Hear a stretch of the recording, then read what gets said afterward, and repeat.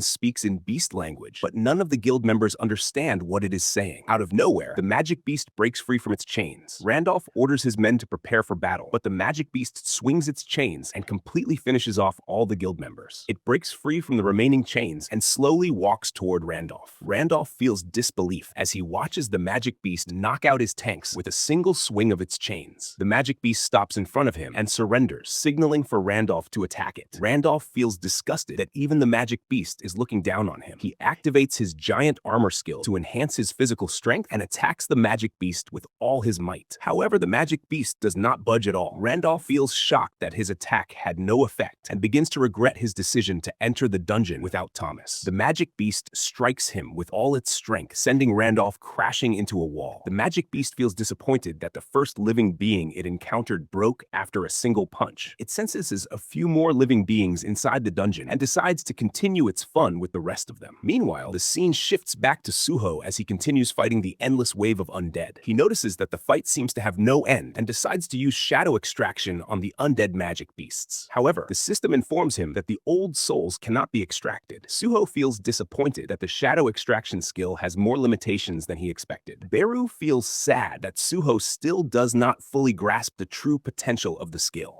Suddenly, a massive centipede magic beast emerges from beneath the desert and attempts to devour the hunters. Esil leaps toward the centipede and attacks it with her weapon, but the attack does no damage. She realizes that the exoskeleton of the centipede is incredibly tough. Shing feels frustrated that the Scavenger Guild stole the rights to the field-type dungeon and advises Suho to retreat. Suho feels the same, but recalls the system's urgent quest to resolve the cause of the dimensional crack. He wonders if it is acceptable to abandon the quest, and suddenly the magic beast that killed the Scavenger Guild emerges from the pyramid. Shing feels shocked to see the magic beast, and the system notifies Suho that the beast is the prisoner of the tomb named Ammut. Suho senses that the red name above Ammut indicates a calamity-level threat. Ammut commands the undead to disappear, and the magic beasts begin retreating into the pyramid. Esil hears Ammut's command, and suddenly Ammut leaps toward her. Suho feels worried for Esil, but Ammut questions if she understood his words. Esil responds that she can understand him because she is a member of the demon race. Ammut feels happy to finally meet someone that he can communicate with, and Esil feels surprised that Ammut seems friendlier than she expected. Suddenly, the centipede magic beast tries to attack Esil, but Ammut swiftly kills it with a single strike. Esil feels shocked that Ammut defeated the centipede so easily, and Ammut decides to kill the remaining centipedes as well. He kills the second centipede with a simple kick, and Suho feels stunned to witness a magic beast killing another magic beast. Another centipede sneaks up behind Ammut and devours him, but Ammut breaks out of it and tears it into multiple pieces. Shing feels astonished to see Ammut killing countless centipedes in the blink of an eye. Ammut charges towards Shing, intending to kill him since he cannot communicate with him. Shing tries to block the attack, but Suho intervenes and strikes Ammut in the face to save him. Suho feels furious that a magic beast would kill others simply because it cannot communicate with them. Ammut realizes that Suho can also understand him and strikes Suho with a powerful punch that sends him crashing into a wall. Esil begins crying after seeing Suho suffer and decides to attack Ammut on her own. Ammut asks if Suho is her companion and promises not to kill her if she helps satisfy his curiosity. He questions her about the outcome of the battle between the Shadow Monarch and the other monarchs. Esil remains furious about what happened earlier and refuses to answer him. Beru tries to wake Suho, while Ammut warns that he will kill anyone who refuses to answer him. He attempts to stomp on Esil to kill her, but Suho regains consciousness just in time. Suho uses his status recovery to completely heal himself and confidently announces that all the monarchs were killed by the Shadow Monarch. Esil cries even more after seeing that the young monarch is fine. Ammut asks again if Suho is telling the truth, and Suho responds with certainty. He notices that Ammut is an S-rank magic beast and understands that provoking him would mean certain death. Ammut feels overjoyed to learn that the Monarch of Iron Body was defeated by the Shadow Monarch. Suho guesses that Ammut might be an Iron Body type magic beast and fears that he might try to kill him if he learns that he is the son of the Shadow Monarch. Suddenly, Ammut attempts to stomp on him, but Suho jumps back just in time to avoid the attack. He angrily demands to know why Ammut is trying to kill him. Ammut responds that he suspects Suho might be lying to him since his responses are slow and threatens to kill him if he does not answer his questions immediately. Suho feels frustrated that Ammut's reasons for killing others are so unreasonable. Ammut asks again if the Monarch of Iron Body truly died at the hands of the Shadow Monarch. Suho repeats his answer that the Shadow Monarch killed all the monarchs and worries that Ammut might go wild after hearing about the death of his monarch. However, Ammut laughs sinisterly and expresses his gratitude to the Shadow Monarch for killing the Monarch of Iron Body. Suho notices Ammut laughing and questions if he is not related to the Monarch of Iron Body. Ammut feels offended by the question and decides to kill Suho. He tries to punch him, but suddenly the chains on his hands pull him back. Ammut realizes that he has crossed the boundary of the domain assigned to him. The chains drag him back into the pyramid, and Ammut begins cursing Tarnak, the Monarch of Iron Body, and the spellcaster. Suho feels stunned by what he just witnessed, and Esil worries about her young monarch. Suho assures her that he is fine, and decides to provide emergency medical support to Gray and the Asura Guild members. Suddenly, the system updates the quest to free Ammut, the heir of the Iron Body, from the pyramid. Suho feels nervous and starts shaking nervously. They head inside the pyramid and find all the Scavenger Guild hunters who were killed by Ammut. Suho eventually finds Ammut, and Ammut feels surprised that Suho came looking for him and admits that Suho has guts. Suho mentions that he wants to have a proper conversation with him. Ammut responds that they already had a good conversation earlier. Suho argues that it cannot be called a proper conversation if Ammut was trying to kill him. Ammut explains that he learned such behavior from Tarnak and suggests sending complaints to the Monarch of Iron Body. Suho begins to understand that Ammut does not like the Monarch of Iron Body. Ammut reveals that he despises Tarnak because he was created by the Monarch of Iron Body and a spellcaster before being abandoned in the pyramid. Suho wonders if Ammut can break the chains, and Ammut explains that the chains are made with magic, so even even if he breaks them, they will reappear as soon as he leaves the domain assigned to him. He mentions that he will never forgive Tarnak and the spellcaster for tormenting him in this way. Suho feels puzzled about how to get rid of the chains when they keep reappearing and understands that simply pulling out the stakes will not solve the issue. Suddenly, an idea strikes him and asks Ammut if the magic beasts were already in the dungeon when he was sealed away. Ammut responds with a yes. Suho realizes that Ammut is not the dungeon boss and finds it strange that the spellcaster designed the chains to reappear whenever Ammut moves a set distance away. Suho makes an offer to free him from the place and asks Ammut to listen to his request in return. Ammut agrees to the offer, but questions whether Suho plans to kill the spellcaster without knowing his whereabouts, or if he has found a way to dispel the spell. He warns Suho that he will kill him if he is lying. Suho explains that he intends to make the dungeon collapse and guesses that Ammut cannot enter the depths of the dungeon because the spellcaster does not want him to kill the dungeon boss. He further adds that the chains will lose their purpose once the dungeon collapses and that Ammut will be free. Ammut finds the plan entertaining and agrees to go along with it. Suho and Esil prepare to fight the dungeon boss while Beru stays behind with Ammut. Beru starts panicking and worries that Suho is choosing Ammut over him. Ammut tells him to stop acting like a fruit fly, and Beru retorts by asking if Ammut wishes to die at the hands of his original body. Ammut finds it hard to believe that Suho is the son of the Shadow Monarch and remarks that the plan will fail if Suho does not kill the dungeon boss, or if the chains remain even after the dungeon collapses. Despite his doubts, Ammut feels conviction in Suho's voice when he promises to free him from the chains. He recalls how Tarnak always claimed that physical strength is true strength, and reflects on how even weaker beings can sometimes appear greater than themselves. Meanwhile, the scene shifts to Suho as he continues fighting the magic beasts. Esil fights alongside him, and together they clear all the magic beasts except for the dungeon boss. The dungeon boss is revealed to be the tomb's warden Shika.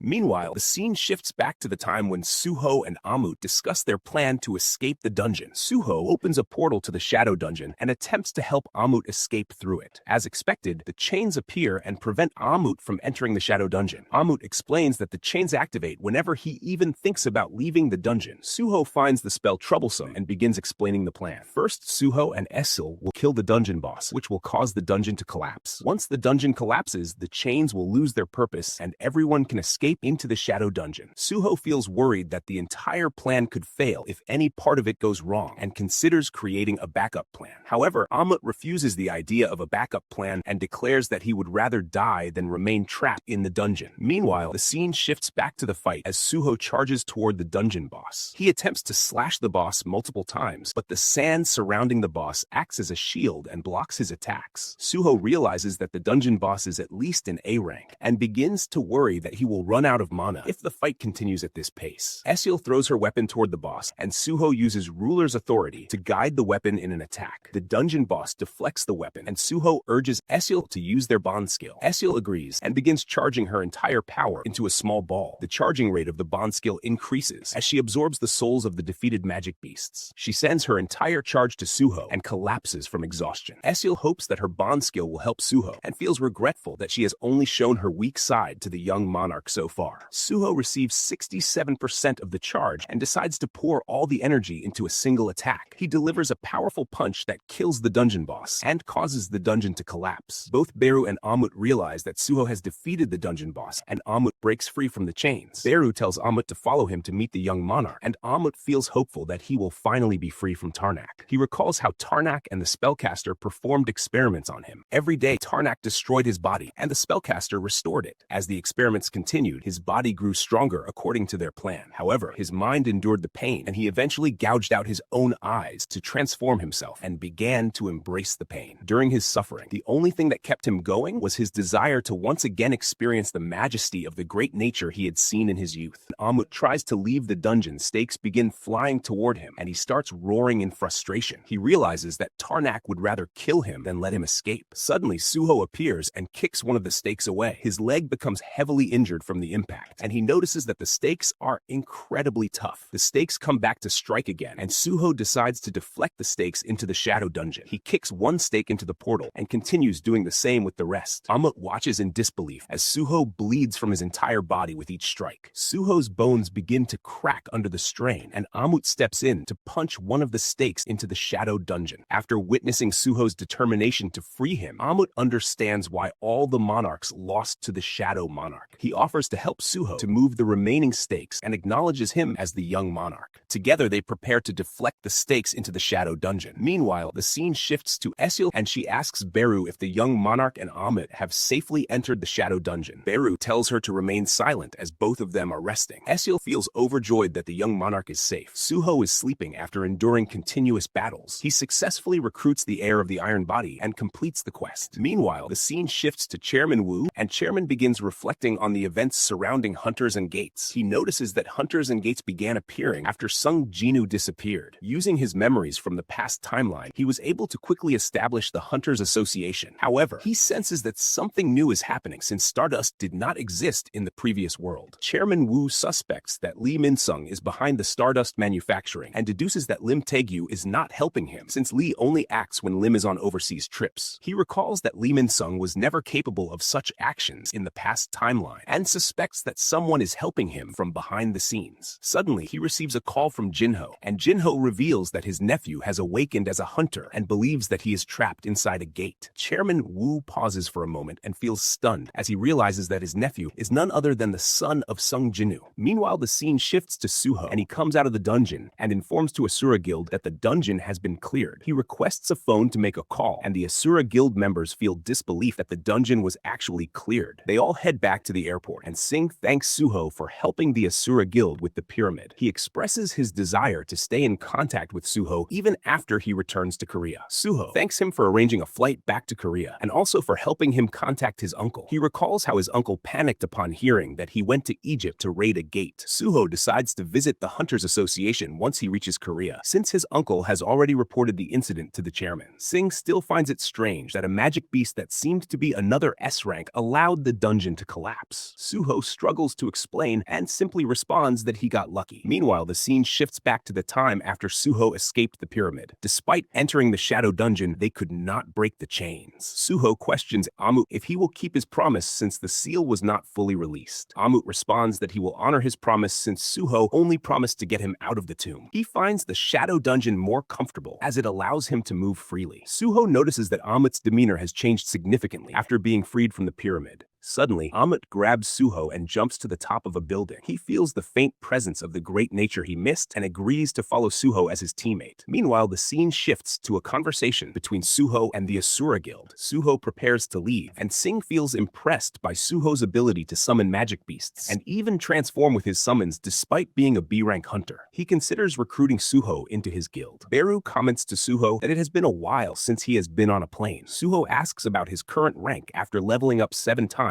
from completing the urgent quest. Beru informs him that he is now an A-rank hunter. Suho feels excited that he can finally launch a counterattack against both Lee Minsung and the Apostles. Meanwhile, the scene shifts to the Chivalry Guild office, where the hunters are overjoyed about acquiring the rights to a B-rank gate, despite most of their members being C-rank. One hunter feels grateful that Stardust is helping them clear higher-ranking gates. Another mentions that Stardust is becoming cheaper on the black market and expresses gratitude to the person manufacturing it. The only B-rank hunter in the guild, Kim Sung-soo, voices his suspicion that something is wrong with Stardust. Another hunter dismisses his concerns and claims that Kim does not understand their struggles as a B-rank hunter. Kim reveals that the Hunters Association is working to pass a law to prohibit the use of Stardust. The other hunters feel frustrated and complain that their guild has never received support from the association. They wonder why the association is trying to ban Stardust when it has no apparent side effects. Suddenly, Tielle enters the office and commands the guild to hand over the rights to the latest B-rank gate they acquired. All the hunters fall under his control and agree to give up the rights. Kim feels confused as he watches his guild members stand and bow to the child. Tielle notices that a few hunters do not consume Stardust and orders his followers to block both their sight and hearing. Kim furiously demands to know why Tielle is doing this. Tielle boldly explains that his creator wishes to possess the rights to a world without a master. Kim becomes enraged and draws his sword. He accuses Tielle of being part of a cult religion and vows to stop him from doing as he pleases. Tielle brings out a dagger and becomes frustrated that a human would compare their belief to a cult. He uses the Amplify skill on his dagger and kills Kim with a single strike. Kim's blade shatters during the attack, and another hunter is also killed. Tielle grants his followers permission to see and hear again and commands them to clean up the office. They start heading out of the office, and a few hunters outside hear the loud noise from inside. Tielle controls them and orders them to forget everything they witness. He reflects on the concept of free will and concludes that creations are meant to follow the wishes of their creators. Tielle and his followers proceed to raid the B-rank gate and capture the dungeon boss. Tielle decides to call the magic beast a dimensional refugee that broke out of a dimensional crack. He offers the magic beast a Stardust to unleash its anger on humans. He places the Stardust on the beast's eye and resolves to investigate more about the human world to fulfill his creator's wishes. Meanwhile, the scene shifts to outside the gate, where Hunter Association members assess the situation and realize that a dungeon break will occur if the gate is not handled. One of them worries about the damage it could cause to the airport and decides to report the issue to the Hunters Association. Suddenly, Tielle appears and begins controlling his followers. One of the association members declares that he will report to the Hunters Association that there are no issues at the gate. Shortly after, the dungeon break occurs and magic beasts start emerging from the gate. Tielle believes that creations exist only to fulfill the wishes of their creator. He thinks that when a creator grows bored, the creations will fight among themselves to entertain them. He recalls how one day his creator informed him that a creator from another dimension had died and ordered him to claim the rights to the world that had lost its master. The apostles followed the words of their god and gathered countless believers. They prepared an army to invade the world without a master, but transporting such a massive force required an unimaginable amount of energy. The dimensional passage was too narrow to handle the energy needed to send the army, so the process took a long time. When the army of God finally reached the world without a master, they encountered a being surrounded by darkness. This being summoned a vast dark army to fight against the army of God. The army of darkness possessed incredible strength and began slaughtering the soldiers of God. Whenever a soldier fell in battle, the darkness consumed them and turned them into part of the dark army. The war continued and more soldiers died, and the power of the darkness grew beyond imagination. The army of God was forced to retreat, unable to overcome the overwhelming strength of the darkness. The despair starts spreading among the soldiers as they failed to advance for a long time. Tielle spoke to inspire hope in the army. He explained that the darkness could not return to its own world due to the immense magic power he possessed. He proposed using Mistborns, the lowest rank of believers who had been destroyed and burned by the fire of faith, but still carried out the will of God. Tielle explained that Mistborns were fatal to worlds without magic power and could help increase the number of believers in the world. The army agreed to Tielle's strategy. Tielle used his ability to split his strength into 5 fragments and carried the flame of the Mistborns through the weakest fragment to the world without a master. The plan succeeded as the weakest fragment went undetected by the darkness and successfully entered the world. However, the weakest fragment encountered an